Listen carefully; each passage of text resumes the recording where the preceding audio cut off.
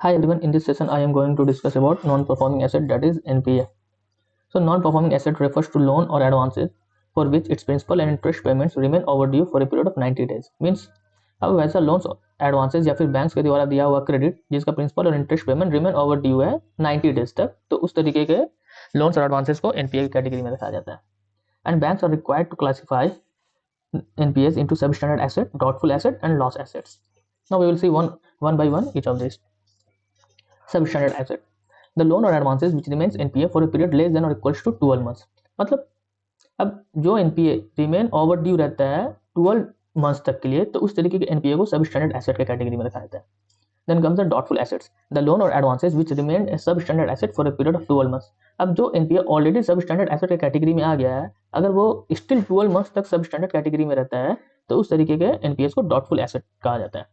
Then comes the loss assets, the loan और advances which has been considered as uncollectible or has a negligible recovery value. मतलब अब वैसा NPS यहाँ पर जिसका रिकवरी पॉसिबल नहीं है, और अगर उसका रिकवरी होता भी है तो अमाउंट जो रिकवर होगा बहुत ही नेग्लिजिबल होगा, तो उस तरीके के NPS को लॉस एसेट्स के कैटेगरी में रखा जाता है. और इस बेसिकली लॉस एसेट्स को जो आइडेंटिफाई करता है वो बैंक्स खुद भी आइडेंटिफाई करता है, या फिर इंटरनल और एक्सटर्नल ऑडिटर या फिर RBI के द्वारा आइडेंटिफाई होता है. और ये जो लॉस एसेट्स होता है उसको बैंक जो अपने बैलेंस शीट से हटा देता है. वो किस तरह हटाता है? बेसिकली उस लॉस एसेट्स को जो है वो एसेट रिकंस्ट्रक्शन कंपनीज को डिस्काउंटेड प्राइस पर सेल कर देता है. Now we will see some of the terminology related to NPS. First one is gross NPA. It is the sum of all the loans which are unpaid. Another one is net NPA. It is gross NPA minus provisions for bad and doubtful debts set aside by the banks. मतलब जो भी gross NPA है उसमें से अगर provisions को minus कर देंगे तो वो net NPA हो जाता है. Now we will see what is actually provision. तो बैंक्स जो भी लोन्स एडवांसेस या फिर क्रेडिट जो भी देता है, तो बैंक्स का रिस्क असेसमेंट टीम जो है उस लोन पोर्टफोलियो पर रिस्क को एसेस करता है.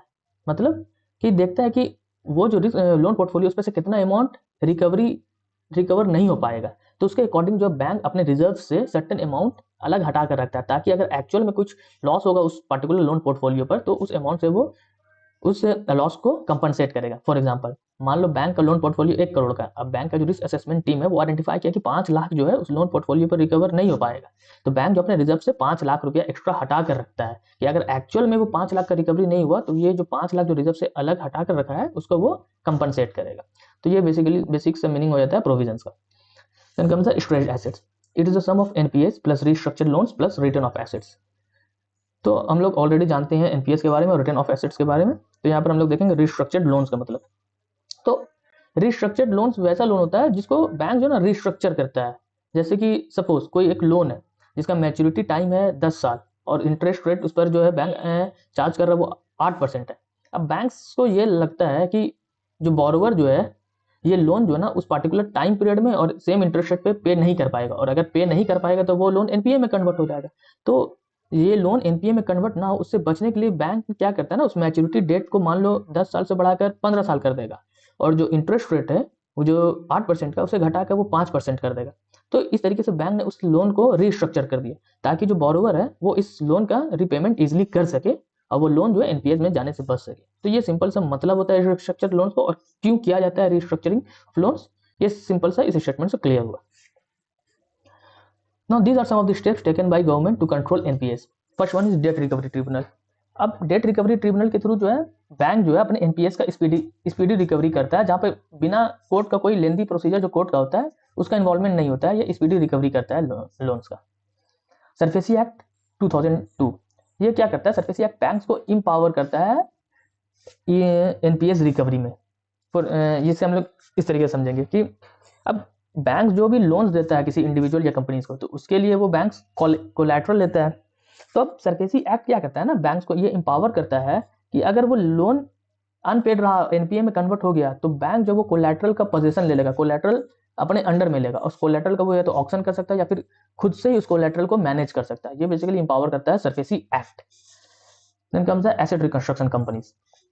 एसेट रिकंस्ट्रक्शन कंपनीज क्या करता है? बैंक्स का जो NPS रहता है उसको डिस्काउंटेड प्राइस पर खरीदता है, तो इससे बैंक्स का जो NPS है बैंक्स के लोन बुक से क्लियर होता है. Then comes the mission Indradhanush 2015. Mission Indradhanush basically ये एक प्रोसेस है जहाँ पे पब्लिक सेक्टर बैंक जो है उसके फंक्शनिंग को रिवैम्प किया जाता है और स्ट्रॉन्ग किया जाता है। इसमें सम ऑफ द स्टेप्स लिया जाता है, जैसे कि बैंक का जो हायर लीडरशिप का पोजीशन का जो अपॉइंटमेंट होता है, जैसे कि एमडी और सीईओ का होता है, उसके अपॉइंटमेंट प्रोसीजर्स को इंप्रूव किया जाता है ताकि हाई स्किल्ड इंडिविजुअल्स उस पोजीशन पर बैठे। देन बैंक को कैपिटलाइज किया जाता है, बैंक्स को मोर इंपावर किया जाता है, बैंक का अकाउंटेबिलिटी और गवर्नेंस स्ट्रक्चर को और इंप्रूव किया जाता है। So this was all about NPA. I hope you guys have enjoyed the session. Thank you.